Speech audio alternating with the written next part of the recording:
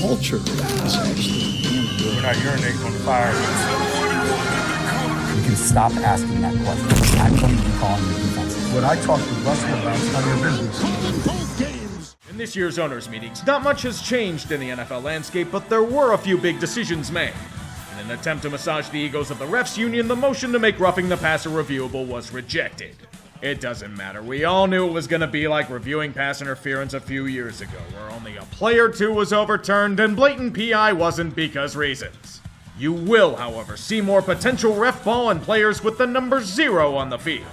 There will also be no gradual cuts down to the final roster in the preseason from 90 players, which should keep starters fresh for a probable wave of injuries in week 2 of the season.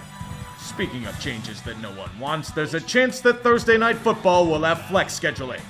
It's more than likely going to be up for vote in May, and would give teams at least 15 days notice of a change from Sunday to Thursday. This would be terrible for the game, but remember, the dollar is what drives the NFL. TV rights fees are far more important to the league than the fans, and we all know it. It'll probably be reality barring a miracle. On to the NFC's moves. The winds of change are blowing in Dallas. Or maybe that's just Jerry Jones pretending he can do it without Jimmy Johnson for the 30th year. Tony Pollard suffered a serious injury in the playoffs, but we all knew he was the best running back Dallas had. His punishment is the franchise tag. They also managed to keep a chunk of their free agents, including Donovan Wilson and Leighton Vander Esch, but you know Jerry loves his star power. Old or new, he will collect it. We start in Indianapolis, where a still very serviceable Stephon Gilmore is ripe for the taking. Next, Dallas can never have enough big-name wideouts. And they wanted Brandon Cooks' last trade deadline, so why not fulfill his wish? He's the constantly refurbished house held for a year and then sold on the market at a slight reduction. An NFL tradition. But all of this comes at a great cost. A moment of silence for Ezekiel Elliott. Final play, it looks like barring a penalty. Prescott over the middle of the turban, gets smoked right away, and that'll do it. The 49ers back to the championship game. Dallas Cowboys select Mazi Smith, defensive tackle, Michigan. Dallas didn't make a flashy pick. This is kind of surprising. Mazi Smith makes a ton of sense as it fills a dire need on the roster. Interior D-line is lacking for the Cowboys. And Mazi was the best available at the time. Nothing wrong with drafting another running back to replace Zeke, but you can get that later. Get what you need to get and go from there. Simple as that. A nearly guaranteed divisional round loss awaits you in the future. It may be the same issues as before, but now it comes with a new facelift in several positions. Jerry Boy calls it maturing. But in Dallas, there are many pivotal questions that need to be considered. The first is Zach Martin. He is holding out, but he's vital to the offensive line. He'll be paid handsomely. Next is Trayvon Diggs, master of big interceptions and giving up big yardage to receivers. His intangibles are important, so he'll be paid handsomely as well. Tony Pollard will not be paid handsomely. But what about Dak? Jerry and the Cowboys may be running out of patience. He's a good quarterback, but can he really lead them anywhere? They had to learn a harsh lesson with Zeke, and if he doesn't evolve, he could be out of here after his contract expires. Dallas did bring in Trey Lance as a speculative lottery ticket. Dak better make sure boasting that he won't throw 10 interceptions comes true. And I don't mean 11 or more.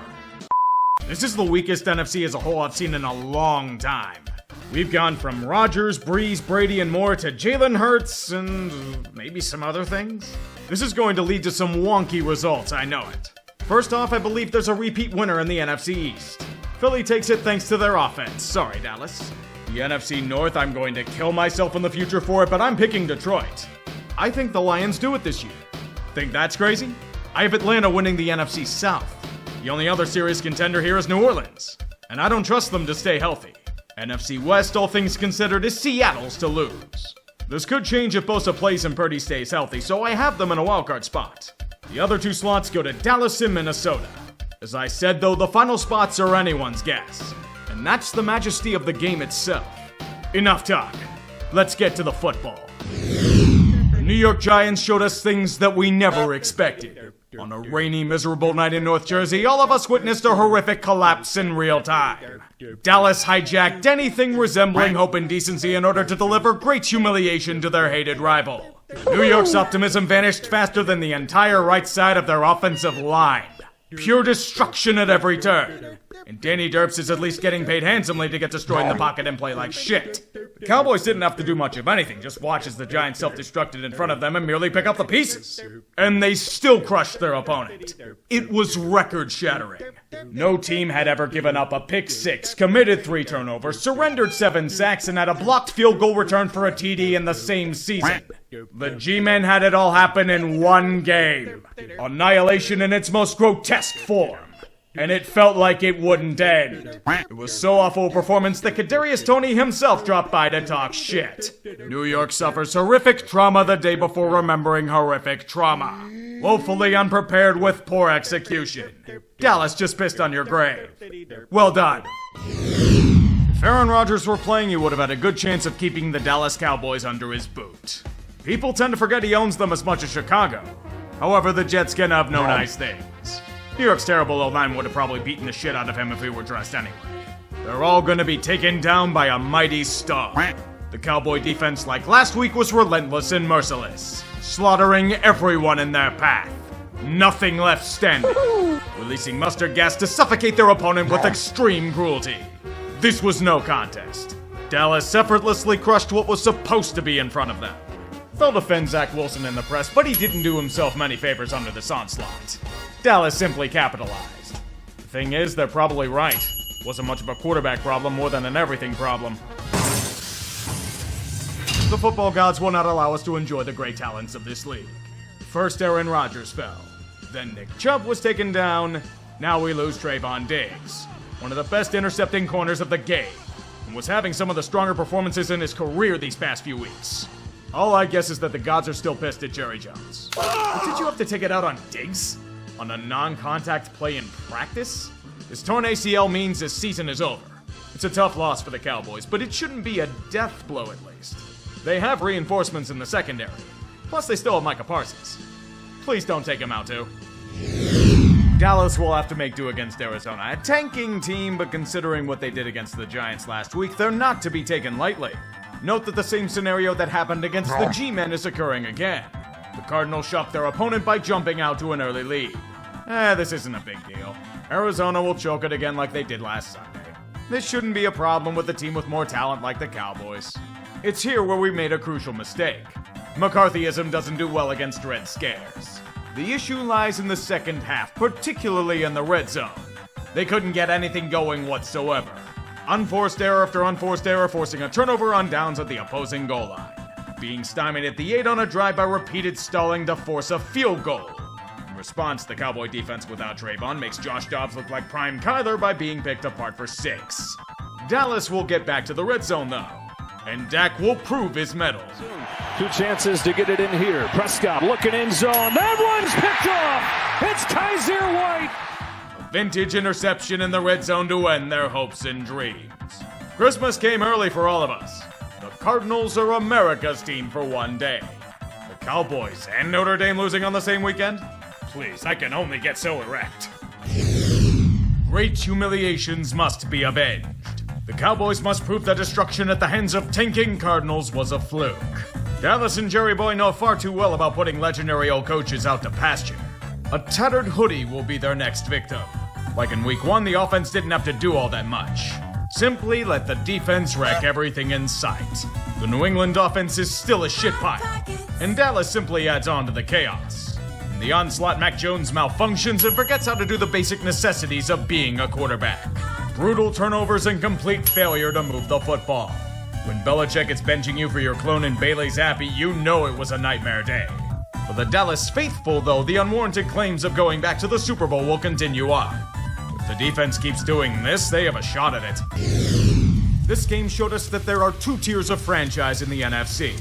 Despite the claims of certain delusional men that shall go unmentioned, the Cowboys got a very rude awakening in Santa Clara. It happens most times they play them, but let me spell it out for you again.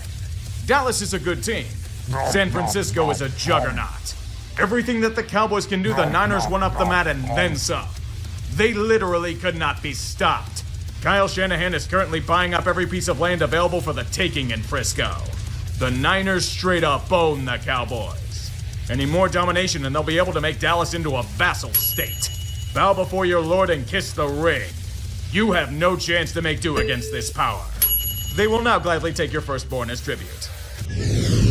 Kellen Moore's revenge match. Dallas cast him off because Mike McCarthy wanted to run the ball more and save his defense. His new destination is where all hot prospect coaches go to die. The Chargers. It's boisterous asswipe that doesn't shut the hell up and operates himself to high hell against small-town boy who thought he could make it big in Hollywood and is being eaten alive. At SoFi, it's a more grueling affair than two strong offenses let on. Neither team can get the running game going, so Dak and Justin will be forced to unleash the aerial attack. It's not much of one to start. Both offenses are struggling to gain traction. And some of that is because both McCarthy and Staley enjoy the art of over-aggression. Despite the high risk of failing fourth down conversions, Dallas at least manages to overcome their own mistakes to kick a field goal just before halftime. The Giants can learn from that. Staley and his Chargers, however, don't.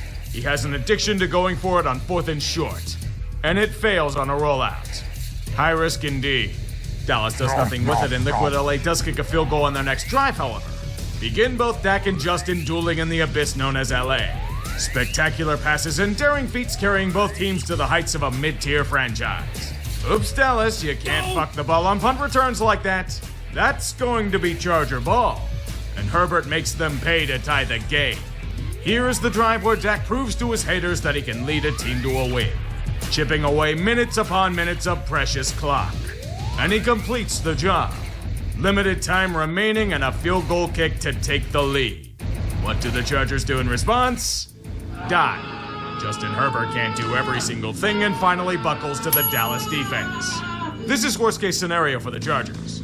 Look around the AFC. Nearly every team in it won this week.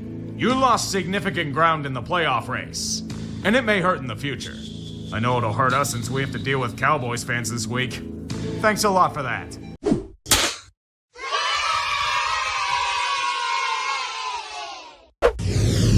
The Los Angeles Rams are like that mystery toy you send for with cereal box UPCs. It could be something cool like Chex Quest. Most of the time it's just some shitty trinket that lasts as long as they did against the Cowboys. This analogy had more life than the Rams did in Dallas. LA became glorified enhancement talent in a squash match. They're there to put the Cowboys over, and that's it. Dak Prescott and the defense went out there and piped them. Crushed in all facets before the first half was even over. Even in the blood cost, the Rams can have no solace. Matthew Stafford was pulled with a thumb injury and the team dies with him. Jerry Boy will be patiently sitting by his phone in case you want to give him any players before the deadline. Remember, he won't call you. You have to call him. His defense will vet your inquiry. A classic battle for NFC East supremacy. Perhaps the NFC in general. The loud, annoying fan base or the loud, annoying fan base win. Either way, we at least get a nice show with some dazzle and pizzazz. A true heavyweight bout with both fighters giving everything they have to win the day. Rivalry games are always special contests. Between Cowboys and Eagles, it's only amplified. Points being scored as defenses seem unable to stop either attack, except on limited occasions. However, at half the tide turns. Philly engages in some home cooking. Jalen hurling rainbows and the defense holding up. The Eagles soar once again with another fine offensive drive. And they're up by 11 against what they feel is inferior prey. Dallas doesn't see it that way though. They have firepower as well. Yet every chance they have, it's misfortune aplenty. A fourth down touchdown at the goal line, not so fast. His knee was down and the ball never crossed the plane. Turnover on downs. Get the ball back quickly and score a TD to make up. There's a catch, the 2-point conversion fails. Dak steps out of bounds before his ball crosses the plane. Jerry's about ready to choke a bitch. Even more so as the Cowboys have another chance to secure a lead, only for the Eagles' vaunted front seven to wreck every late plan in sight. Efforts made to overcome a 4th and long, but no dice. Turnover to Philly. However, the Eagles can't truly seal the deal. But with Cowboys ball near their 10, it's not quite over. Philly then decides it's a good time to self-destruct with brutal penalties, both real and potentially bullshit. 3 major ones gifting Dallas the ball near the goal line and certain victory. And then they just started sweating bullets. Precious seconds vanishing into air. And only one more chance to steal the prize. Prescott dancing around, just gonna throw in the end zone. His catch is made by Lamb, but he's short! The Eagles will win it! Somewhere in Tennessee, a Titans fan is getting flashbacks. Coming up a few yards short as Cowboys fans endlessly complain about the officiating. Literal inches being the difference. Regardless, it was a great game with two teams that deserve kudos for such an effort. But Philly never ever do that shit again, you hear me? You might not be as lucky next time. Did this game really have to be played? It's like watching an NFL franchise go against a Division III school. The Giants were the token sacrifice for Jerry's offering to the gods for a Super Bowl run. Merely told to squirm for a few minutes before they dropped them into a pit of snakes. It's not Dallas unless you give the home crowd false hope before January heartbreak. Nearly 650 yards of offense on the day, with almost 475 yards of passing. The G-men were given a chance at life on third down, but went 0 for 12. Dead before the opening kickoff. Cowboys, calm down. All you had to do was kill them, not find every blood relative and behead them where they stood. Show mercy. All you need to know about this game is that the Panthers were preparing to go into a silent count due to being flooded by Cowboys fans. The Panthers were at home this week. Frank Reich, moving deck chairs around a sinking ship, has taken over play calling duty again. It's a fucking shit pile over there. Watching this group flop around like a fish out of water is great comedy for the rest of us. Meet the Panthers, where actual points are scored on offense, then immediately followed by a kickoff out of bounds, where great third down stops are undone by unnecessary roughness penalties. 3 times in the first half, twice on one damn drive, where Bryce Young is sentenced to die behind whatever the fuck this is supposed to be. Under this shit show, Dallas merely had to exist and they would thrive. A standard cowboy meal of feasting on a shitty opponent. The only thing cooking in Charlotte is another pick 6 by Deron Bland. Hearing from Chicago is endless celebration, as a number 1 pick is all but theirs. Again.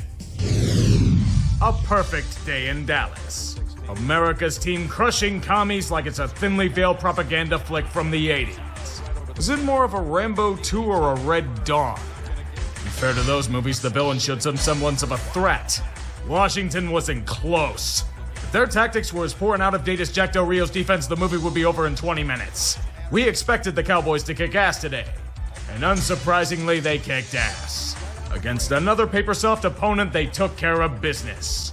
Nobody's even impressed with it since we have Tweedledee and Tweedledum managing things so poorly they're either punting on 4th and short near the 40 or going out of fucking shotgun on 4th and 1. Wasting a relatively solid offensive performance near effortlessly. Nothing they do is neither right nor logical, and it shows in this complete Pornhub-style blowout. All it needs is icing on the cake and it's ready to be a facial. Deron Bland is another pick 6 delivery. His 5th of the year. Say turkey legs in celebration, but they already did that earlier in the quarter. I wonder if Del Rio having the game passed him by and being fired can be called a dust-up. May the questions and allegations be dodged by both teams tonight. I will say that the offenses have absolutely come to play. Who knew letting franchises rest for a full week increases quality of play? The defenses and coaching could have used more time, however. Deron Bland went from pick 6s to being picked apart on 6 passes in the first half. Geno and Dak could do whatever the hell they wanted on the field with an efficiency rivaling a hive city. The punters taking a siesta in a robe and slippers. And the flags! There were so many of them flying you'd think it was the opening ceremony for the Olympics. Pretty fitting for the 2 most penalized teams in the league. Regardless of ref ball, it's an intense and competitive match. The Seahawks are clinging for dear life to a 1-score lead. This is mostly because Mike McCarthy gets confused when he counts to 10. But after a quick touchdown, Seattle can go for the kill. The defense manages to make a big stop in the red zone. Victory is almost certain. Sadly, it's never easy. Certainly not with Tyler Lockett's rare-as-hell drop. Then comes Shane Waldron's humiliation fetish. What the hell is this 4th down call? This is the definition of insanity. And the game turns on a dime. Dak reinforces his case for MVP votes with an impressive touchdown drive to take the lead. Cowboys jam a 3rd straight loss into Seattle's chest cavity. The sun sets in the west as the Seahawks continually piss down their leg in games they need to win. Mike McCarthy's out here calling plays from a list of groceries and they still fail. Or maybe if they didn't leave Micah Parsons unblocked in the final play, we'd be laughing at them instead. That was by design? What? The NFC is much more slanted towards the top. Philly still remains the number 1 seed despite their loss, but San Francisco and Detroit are gaining on them fast. As the Clown in the Army Battalion, Atlanta is 4th in Tank Division. Dallas should be in a top 4 spot, but they're stuck in a division with the Eagles. The other two wildcard spots are a 4-team race. The Vikings and Packers claim positions for now, but the Rams and Seahawks are right on their tail. Right behind them, the Buccaneers and Saints are knocking on the door of tank division. And the Bears and Giants are currently in a combination of long-term planning and extremely slim chances to make noise. This is the playoff situation, and the madness is only going to amplify. There's only one rule, and sadly the Panthers didn't follow it. Don't get eliminated! To all those that are listening to this message, this is a national warning. All football fans are under a shelter-in-place order for the foreseeable future. Toxicity coming from Dallas is reaching levels we haven't seen in years. The Cowboys' relentless suffocation of the formerly superior Eagles has resulted in a super strain of deserved arrogance. Even limited exposure to their chest beating and dominance will be fatal. Relocate to the lowest level of your house or a bomb shelter immediately. Ensure that you have at least 2 weeks' worth of canned goods, bottled water, and other necessary supplies. Be on the lookout for signs of a deadly affliction of Cowboys fandom. They include but are not limited to praising the team defense, verbal diarrhea, warranted superiority, foaming at the mouth, and calling the Eagles frauds. Do not turn on any electronic device, as they will be corrupted by chants of Dak for MVP. If your significant other or children are currently away from the home, assume them dead. This is your first and final warning. Good luck. And how about them Cowboys? Well, this is gonna take a bit to sort out. Scriptwriters are generating so much hope that it could power a small town for years on end. A mediocrity carousel that'll make your head spin. The age of upsets brings us endless mosh pits. The NFC is even worse off. But we have a new number 1 seed in San Francisco because Dallas has usurped the Eagles in the division lead for now. They're in second place. Detroit, despite their struggles as of late, have 3rd seed, which won't be in danger. That's because Tampa Bay is somehow leading tank division. The abomination we hoped would die. They'll have the right to host Philly in a wildcard game if things stand. With second wildcard, I don't know how, but the Vikings are in sole possession of it. 1 million explosions and somehow alive. Same as Green Bay in the wildcard spot that should not exist. A 5-way tie exists for the right to get slaughtered.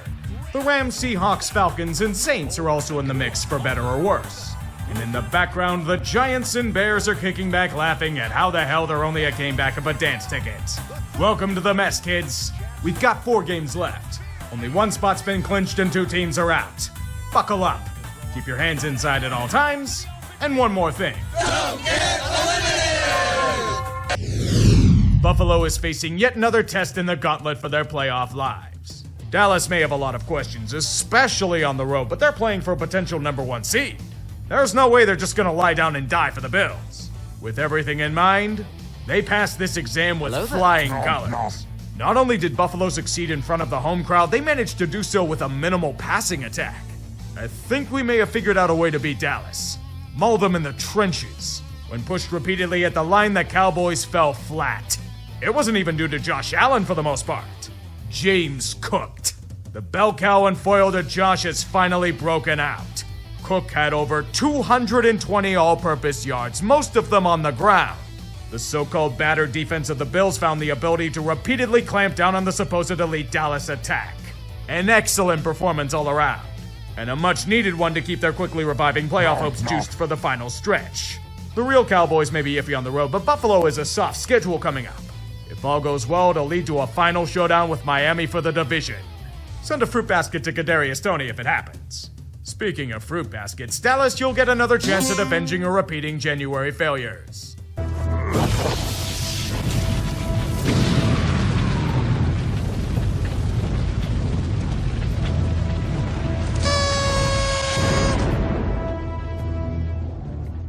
Another tick of the clock is passed. And while several teams have secured tickets to the dance, there is so much more at stake in this final stretch. The NFC is San Francisco's to lose. They stand alone for the number 1 seed right now, with Dallas, Detroit, and Philly having outside chances at it. In spite of a 3-game skid, Philly still controls their own destiny. If they and Dallas both win out, they will control the NFC East due to strength of schedule. The Cowboys are just hoping their rival keeps failing. The big scenario is tank division. Tampa Bay has the potential to run away with a spot due to a 3-game win streak. New Orleans is hot on their tail, but currently lose tiebreaker. Atlanta just keeps choking, so they're on the outside. Like in the AFC, there's a four-way tie for 2 wildcard spots. Minnesota's in troubled waters, but still has the 6th seed. The LA Rams, after a Packers loss, now control the final spot. The Seahawks and Saints are also in the mix and are eager to steal a spot for their own. Behind them, Green Bay and Atlanta need a good bit of help now after their last 2 defeats. I wish you all good tidings and safe travels in this final week of 2023. Christmas season is hectic, but these holidays get more special with age. Enjoy your time with friends and family, cherish what you have in life, and do me one favor, please. Don't get eliminated! Ladies and gentlemen, may I present to you the Fraud Bowl. 2 teams that thrive on terrible opponents only to buckle at the slightest of adversity. Only one can maintain their bragging rights for this auspicious title. Will it be Miami, who hasn't won against a playoff caliber team all season? Or will it be Dallas, who is weakened outside of AT&T Stadium? Neither team wants to be crowned with the thorns of faux contention, and they'll make it a strong duel to the very end. There's one concern that needs to be addressed for the Cowboys, though. They're awful on the road. In their travels, their home cooking goes sour. Whatever strengths they have are exposed to the cold winds of reality. That brilliant pass rush can't do a damn thing to generate pressure, only accruing 1 sack against an O-line full of backups. It's honestly pretty standard Cowboys. Need a win to assert dominance, yet fold like a stack of cards. Whatever their concern, whatever they throw at Miami, nothing holds. They just can't get into that extra gear they flashed throughout the season. All that's being traded by both teams are field goals despite the efforts of Dak and CD. The 6-point deficit, Dallas needs to make sure they can keep up with an easy Eagles schedule. They must pounce on the opportunity. They do get a little help from the Zebras, but in this scenario, don't ask questions, just take the touchdown and run. They have a 1-point lead in crunch time. The defense just needs to hold. Only one problem. The Cowboys are cursed on the road. There is only despair and isolation on the lonely trail. And it leads Miami right to field goal range with no time left. He's got it! Miami is in the playoffs! That's an interesting way to get your first win against an opponent in 20 years. The questions and concerns can be silenced, at least for a day. The world laughs at Dallas in a service to most Americans. It was far from pretty.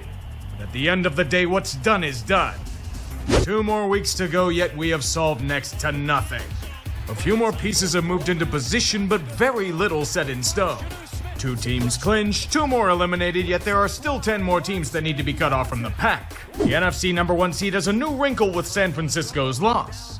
Philadelphia has a renewed chance to stake a claim for that title in spite of themselves. Detroit has it in their sights as well, but the Niners still control their own destiny in that regard. The NFC East is a simple proposition.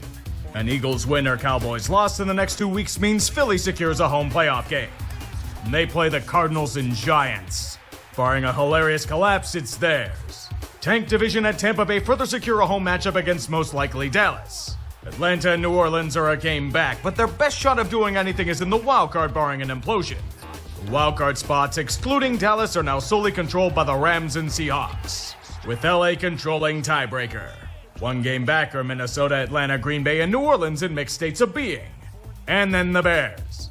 Somehow not dead yet. We have 2 weeks left, and the purge will shortly commence. Make your preparations now, for there will only be one phrase chanted throughout the land. Don't get eliminated! A crucial matchup for both teams. So why not make it into one of the sloppiest, more poorly executed contests in the last few days? Nothing screams 2 of the best teams in the NFC like what should be a safety averted by awful tackling and broken coverage, leading to 6 for Dallas in a play so fucked it loops all the way back to normal. Why score points when you can simply get yardage in between the 5s? CD fumbling the ball into the end zone for a touchback will do the rest. If you think this rule's a problem, you can suck my dick. The real problem is Detroit's over-aggression. Get all the way down the field and then botch a 4th and short near the goal line. Because why take the fucking points? Then begin a ping-pong contest of trading the lead with a combination of long drives, deep shots, and failed red zone opportunities. Detroit has a slight advantage, but it'd be awfully nice if the Lions defense could stop a slant or fade route. Not happening though. The Cowboys take the lead. Cue a struggle contest of attrition where you wonder what each team is doing as the defenses clamp down. And as Jared Goff becomes the most turnover-happy QB in the league for some reason. Performance art? Maybe it's the Zebras. This is tripping on Dallas? A perfect excuse for the Cowboys to happen. McCarthyism fell when he tried to go after the military. Mike McCarthy just doesn't know how to fucking count. This brain-dead moron is giving the Lions life by adding 40 seconds to the clock. Of course, cue a long, near-seamless drive by Detroit because every defense decides to get passive for what I can best describe as gamesmanship. With this soft-serve zone play, Amon-Ra shines like the sun and scores a touchdown. They know what they have to do. Finish them off. Play action. End zone. There it is! Unbelievable! The two-point try is good. Fuck you. Seriously, fuck you. We have been robbed of fat guy two-point conversion and I want heads. Taylor Decker reported as eligible. The fuck is he talking to the ref about otherwise? Playing backgammon? How do you screw up the eligible lineman that badly? This kind of shit only fuels the allegations of rigging. So the obvious solution now is to go for two again? And now a flag on Parsons. This one's picked, but Parsons came across. They got so lucky on that offsides. So now there's another chance. But Dan Campbell keeps bashing his head into a wall. Goff gets rid of it. Incomplete. And now the Cowboys maintain their lead. I'm fucking done. I'm more pissed that we've been robbed of fat guy conversion, but fuck it. This game was bullshit and nothing's going to be done about it because Dan Campbell's as much of an idiot as McCarthy is. Another successfully ruined football game. Well done, NFL. You got more manufactured tension. God, this league is such a fucking joke, man. Things got much clearer and much more confusing at the same time. I don't know how that's possible, but we must accept this chaotic landscape known as reality. There were some clinchings, however, many scenarios must be cleared up. Philly did not perform, and as a result of their choke and other unnamed factors, Dallas now controls the NFC East. If they beat up on some commies once again, they will host home playoff games. If not, the door opens back up for the Eagles. But no guarantees. Tank division is a hellscape. All three of Tampa Bay, New Orleans, and Atlanta have a chance to claim its melted crown. The Buccaneers control their own destiny against an awful Carolina team, but if they somehow fail, the Saints or Falcons will drunkenly stumble into a home game as they play each other. There's only one wildcard spot left to claim, and it's the 7th seed that should not exist. Green Bay now controls their own destiny after Seattle lost, but they have to win against the Bears. If they fail, the door opens for rivals. The Seahawks will get first crack. If they also lose, New Orleans can take it. If they all fail, Minnesota gets the chance to defy fate itself. It's crunch time, boys. The final week is upon us. You've made it this far, but the cold reality is there are only so many spots available. Good luck, and may the gods smile upon you. Don't get eliminated! I don't know whether to congratulate the Cowboys for winning the NFC East by default or keep laughing at Philadelphia's freefall. Fuck it, I'm doing the latter because it's too damn funny not to. Please take this easy win against the rotting remains of Dan Snyder's shithole as confirmation of your reign. It was close for all of 20 minutes. Then Ron Rivera had to give one final send-off to a coaching tenure that proves the game has passed him by. Proudly featuring one of the worst secondaries known to man. Merely being used as playoff prep by Dak and company. Step on the gas and never let the foot off the pedal. The Cowboys are still really iffy on the road, but you don't have to go on the road that often if you're the number 2 seed. Sam Howell celebrates your accomplishment by becoming a deer in headlights once again. Think out of the much-hyped 2021 quarterback draft class, the only first-rounder making the playoffs is Trey Lance. It's the first time for everything, you know. Even Brendan Aubrey proving he's not a robot by missing a kick. What a world. It has been settled. A little more anticlimactic than usual, but sometimes conclusions are very underwhelming. Just ask Game of Thrones. The playoff matchups are now set in stone. The AFC Baltimore gets a first-round bye to go up against the trainees from Police Academy. Buffalo somehow secures the 2nd seed and a probable first-round bye since they're playing Pittsburgh at home. I'll laugh hysterically if they blow it. Kansas City managed to at least catch a 3rd seed against Miami, where Tyreek Hill is returning to where he honed his craft for years. Houston, in the shocker of the year, wins 4th seed. They'll be taking on Cleveland in the Deshaun Watson Bowl. Fortunately, without Deshaun Watson. The NFC is just as trashy if we're being honest. San Francisco gets first-round bye. Leading off the bad news bears, Dallas secures the 2nd seed. And a matchup against Green Bay. No bad experiences in previous playoff matches there, I'm sure. Detroit gets 3rd seed in the ultimate revenge match. Matthew Stafford coming home to lead the Rams against them. The winner of Tank Division, in spite of themselves, is Tampa Bay. And they'll have a legitimate chance of winning since the only thing Philadelphia can beat is themselves at this point. Prepare yourselves accordingly. This year's been a shit show and I anticipate much more of the same in the playoffs. Take care, and I'll see you for the haters, guys. This season was an acid trip. Instability and wonkiness in nearly every game imaginable. The year of the backup quarterback. In some cases, the third stringer. Or further than that. The Shield wants to squeeze every dollar it can out of the game, and it's showing in the quality of play. Every team sucks, everyone's a fraud, the league's product is shit, and there are only about 2 or 3 teams that might be competent. Endless trash abound. Let's put the victims on stage and roast them over a fire. I'd say this is the worst timeline, but Eagles fans get to suffer, so I will accept the trade-off.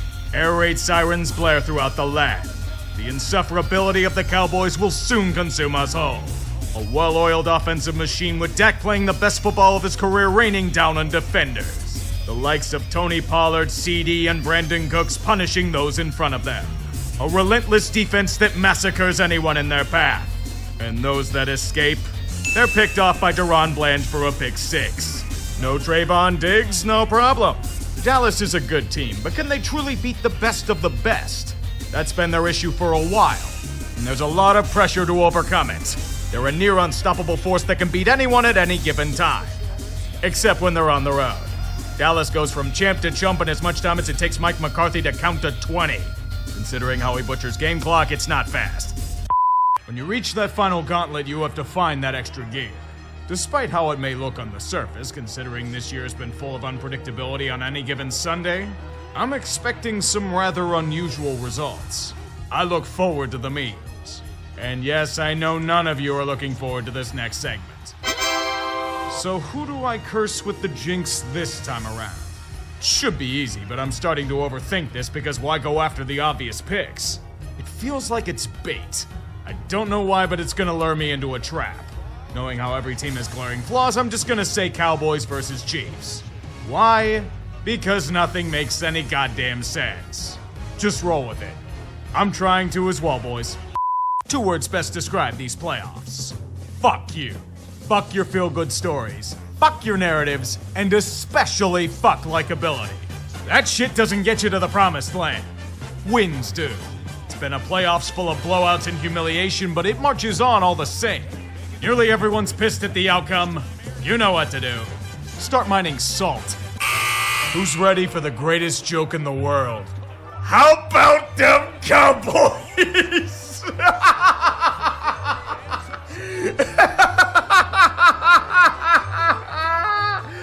Oh, it doesn't get old.